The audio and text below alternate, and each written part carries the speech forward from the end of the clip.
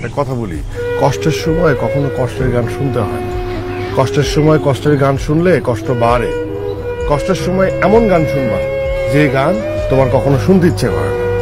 কষ্টের সময় এমন বই পড়বা যে বইটা তোমার কখনো পড়তে ইচ্ছে করে না। বইটাও পড়া হবে, গানটাও শোনা হবে, এবার কষ্টটাও পালায় চলে গেছে।